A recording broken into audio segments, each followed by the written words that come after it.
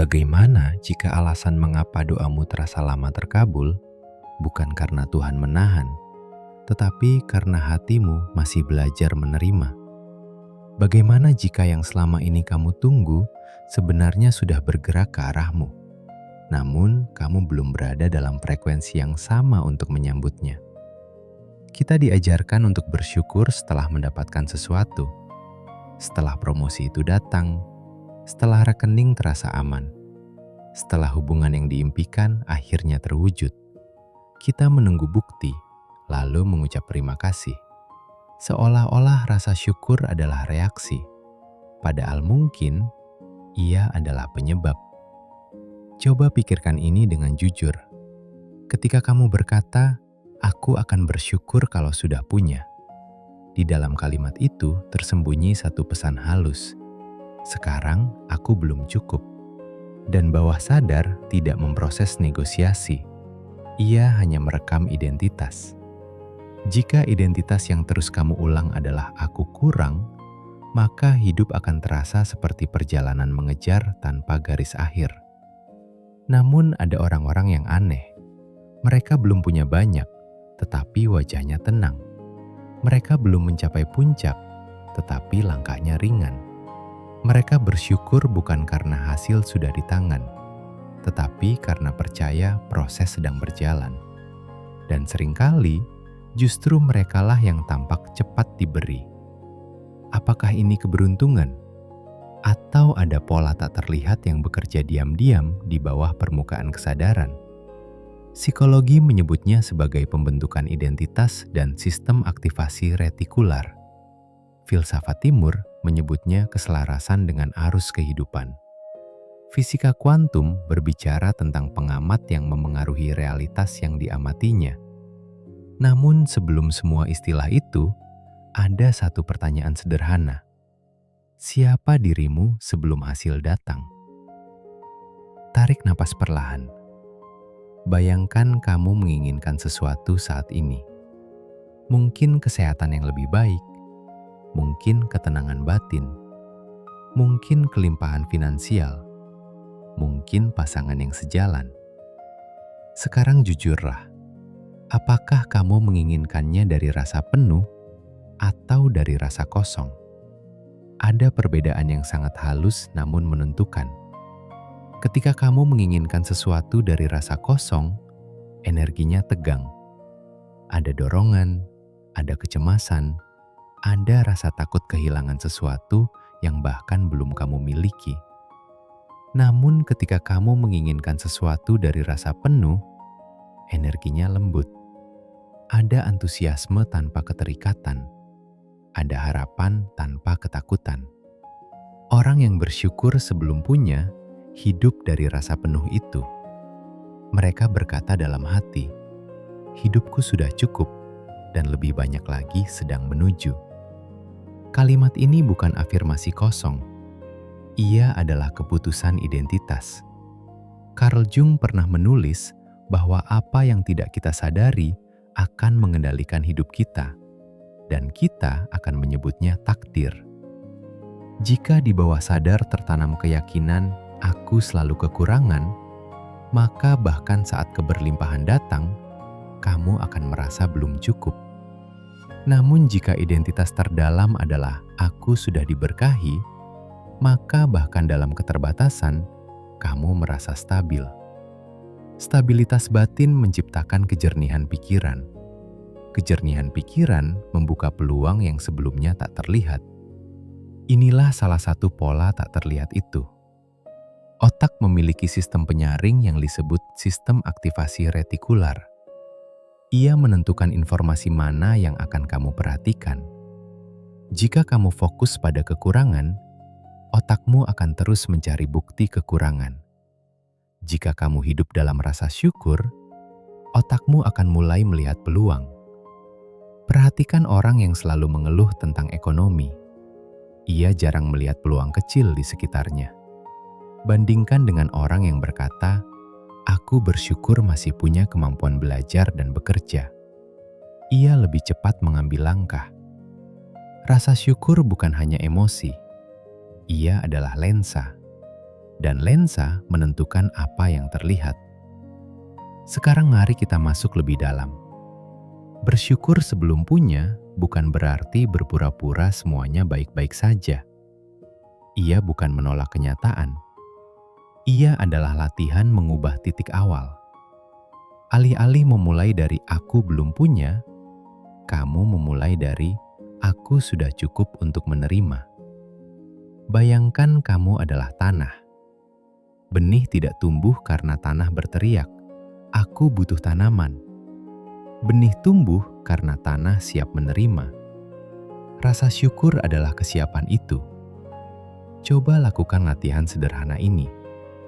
Setiap malam sebelum tidur, bayangkan satu hal yang kamu inginkan seolah-olah sudah terjadi. Rasakan emosi yang muncul ketika itu nyata. Jangan fokus pada detail teknis. Fokus pada perasaan. Rasakan lega, rasakan ringan, rasakan damai. Lalu ucapkan dalam hati, "Terima kasih." Apa yang sebenarnya kamu lakukan di sini? Kamu sedang melatih sistem saraf untuk mengenal rasa aman sebelum bukti datang. Dan ketika rasa aman menjadi kondisi dasar, keputusanmu berubah. Kamu tidak lagi bergerak dari panik. Kamu bergerak dari percaya. Alan Watts pernah mengatakan bahwa rasa aman yang kita cari di masa depan adalah ilusi, karena masa depan selalu bergerak. Jika kamu menunggu kondisi sempurna untuk merasa tenang, kamu akan selalu tertunda. Namun jika kamu bisa merasa cukup sekarang, masa depan tidak lagi menjadi penentu harga dirimu. Inilah paradoksnya. Semakin kamu melekat pada hasil, semakin hasil itu terasa menjauh. Semakin kamu santai dalam rasa cukup, semakin hidup terasa mengalir. Banyak orang gagal dalam praktik ini karena satu hal, ketidaksabaran. Mereka berkata, "Aku sudah bersyukur, kenapa belum datang juga?" Di kalimat itu tersembunyi keterikatan. Bersyukur sebelum punya bukan teknik manipulasi realitas. Ia adalah transformasi diri. Ia mengubah siapa kamu saat menunggu. Dan siapa kamu saat menunggu menentukan kualitas hidupmu, terlepas dari hasil akhirnya. Sekarang, mari kita berbicara tentang hambatan.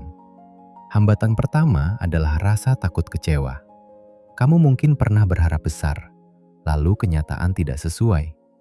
Sejak itu, kamu berkata dalam hati, "Lebih baik jangan terlalu berharap." Namun tanpa kamu sadari, kamu juga menutup pintu antusiasme. Solusinya bukan menjadi naif. Solusinya adalah melepaskan bentuk, bukan melepaskan harapan. Alih-alih berkata, "Aku harus mendapatkan ini persis seperti ini." Katakan, "Aku terbuka pada bentuk terbaik yang mungkin bahkan belum kubayangkan." Kalimat ini menciptakan kelapangan. Hambatan kedua adalah perbandingan.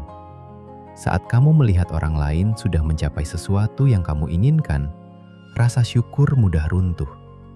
Namun perbandingan mengaburkan perjalanan unikmu sendiri. Hidup bukan kompetisi distribusi hadiah. Ia adalah perjalanan kesadaran. Setiap orang memiliki ritme berbeda. Ketika kamu berhenti membandingkan, energi kembali ke dalam. Dan di dalam, kamu menemukan fondasi yang tidak tergantung pada timeline orang lain. Sekarang bayangkan versi dirimu yang sudah merasa cukup. Bagaimana cara ia berjalan? Bagaimana cara ia berbicara? Bagaimana cara ia memandang masalah? Mulailah sedikit demi sedikit menjadi versi itu, bahkan sebelum hasil datang. Jika kamu ingin menjadi orang yang bijak saat kaya, belajarlah bijak saat sederhana. Jika kamu ingin menjadi pasangan yang penuh kasih, jadilah penuh kasih bahkan sebelum bertemu orangnya. Identitas mendahului hasil, dan hasil mengikuti identitas. Teori pengamat dalam fisika kuantum menyatakan bahwa tindakan mengamati memengaruhi sistem yang diamati. Kita mungkin tidak sedang mengamati partikel subatomik, namun kita terus-menerus mengamati hidup kita. Jika kamu mengamati hidup dari sudut kekurangan, kamu menguatkan pengalaman itu. Jika kamu mengamati dari sudut syukur, kamu memperluas kemungkinan. Sekarang izinkan aku mengajakmu pada refleksi yang lebih dalam. Bagaimana jika doa bukan tentang meminta sesuatu yang tidak ada, tetapi tentang menyelaraskan diri dengan sesuatu yang sudah mungkin? Bagaimana jika rasa syukur adalah cara jiwa berkata, "Aku siap." Tarik napas lagi. Rasakan detik ini. Tidak ada yang kurang di momen ini. Kamu bernapas. Kamu sadar. Kamu hidup. Dari titik ini, rasa syukur tidak terasa dipaksakan. Ia terasa alami. Dan dari rasa alami itu, tindakan yang kamu ambil menjadi lebih jernih. Kamu berbicara dengan lebih percaya diri. Kamu mengambil peluang dengan lebih berani. Kamu melepaskan yang tidak selaras dengan lebih ringan. Dan mungkin orang lain akan berkata, "Kamu beruntung." Padahal yang berubah bukan keberuntunganmu. Yang berubah adalah medan batinmu. Di bagian akhir ini, bayangkan hidupmu sebagai sungai. Jika kamu terus melawan arus dengan ketegangan, kamu cepat lelah. Namun jika kamu belajar berenang dengan arus, energimu lebih terjaga. Bersyukur sebelum punya adalah berenang dengan arus itu. Ia bukan menyerah. Ia adalah selaras. Suatu hari nanti, ketika apa yang kamu doakan akhirnya hadir, kamu mungkin tersenyum kecil. Bukan karena akhirnya kamu bisa bersyukur, tetapi karena kamu sadar, kamu sudah bersyukur bahkan sebelum semuanya datang.